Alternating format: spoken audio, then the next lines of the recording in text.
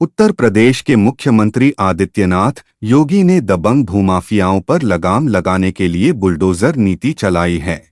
उनकी यह मुहिम बहुत हद तक कारगर भी रही।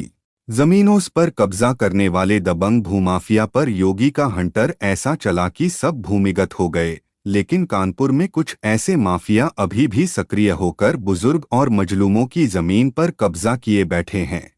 ताजा मामला कानपुर के जाजमऊ थाना क्षेत्र के गज्जूपुरवा का है, जहां पर कुली बाजार निवासी 75 वर्षीय एजाज अहमद की जमीन पर दबंग भूमाफिया मोहम्मद निसार खान ने कब्जा कर लिया।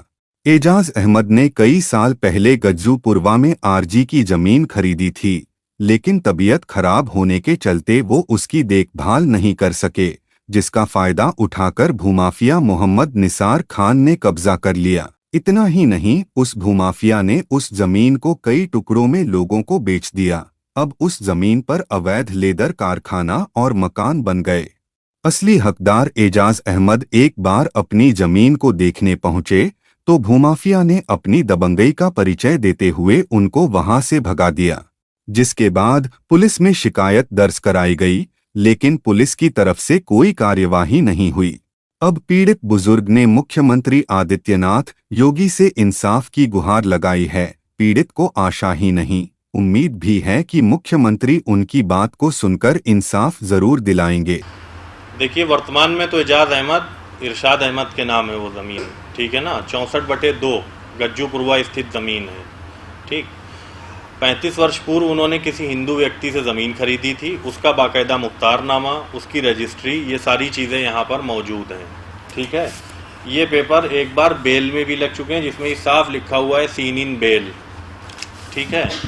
इसके अलावा क्या नाम है, दुलारे, तुलसी और चंद्री देवी, इंद्रानी देवी, इनसे ये सारी ज़मीनें खरीदी गई थी। उस समय भी ये अराजी की ज़मीन थी, वर्तमान समय में भी ये अराजी की ज़मीन है, लेकिन वहाँ पे कुछ दबंगों के द्वारा कब्ज़ा कर लिया गया है। कई लोग तो ऐसे हैं जिन्होंने वहाँ पे अपना कंस्ट्रक्शन भी कर लिया है, 3-3 मंजिल के मकान खड़े कर लिए हैं। और बाकी लोग तो वो जो हाथा बना हुआ है, आपने शायद वीडियो वहाँ पे बनाई होगी, उसमें अंदर भी आपने देखा होगा, हाथे के अंदर भी 7-8 लोगों का कब्ज़ा है। वो बेचारे गरीब लोग हैं, रह रहे हैं, आगे चल करके जो भी उनसे सेटअप होगा वो कर लिया जाएगा, उसका कोई इशू नहीं। लेकिन जिन लोगों ने वहाँ पे पक्का निर्माण किया है, कम से कम उनके लिए तो कुछ रास्ता निकाला जाए, किस प्रकार से, क्योंकि जो ये व्यक्ति हैं बहुत गरीब हैं।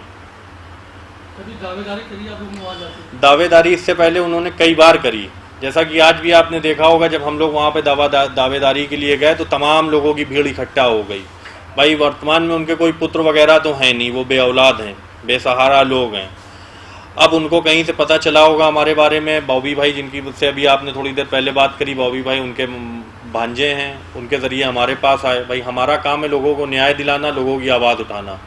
वहाँ पर हम गए और जाकर के बात करी तो सारा रिज़ल्ट आपके सामने आ गया। लोगों ने भीड़ इकट्ठा करके किस तरह से बदतमीज़ी करना शुरू करी। जब वो अकेले जाते थे तो इसी प्रकार से सारा प्रकरण उनके सामने भी आता था। अवैध निर्माण के समय वो कानूनी कार्रवाई के लिए गए थे, लेकिन उस समय में समाजवादी पार्टी की सरकार थी। जिन लोगों ने वहाँ पे उनको कब्ज़ा दिलाया है, उनका अपना एक मामला टाइट हुआ करता था, थाने से कहलवा करके उल्टा उन पे ज़बरदस्ती के केस लदवाने की बात कह दी। देखिए, सीएम साहब से 3 तारीख का हमें समय भी मिला हुआ है। माननीय मुख्यमंत्री जी से हम 3 अक्टूबर को मिलने भी जाएंगे और इसके संबंध में हम अपनी पूरी बात भी माननीय जी के सामने रखेंगे कि जिस प्रकार से इस गरीब की जगह पे कब्ज़ा किया गया है, माननीय से मैं आग्रह करूँगा कि इस जगह को छुड़वाएँ और उस गरीब व्यक्ति को उसकी असल जगह पे उसको कब्ज़ा दिलवाएँ। और रही बात बुलडोज़र की सरकार, जैसे कि आपने कहा, तो जाहिर सी बात है वो अवैध निर्माण है, उस पर बुलडोज़र की ही कार्रवाई होगी। बुलडोज़र चला करके उसके निर्माण को ढहाया जाएगा।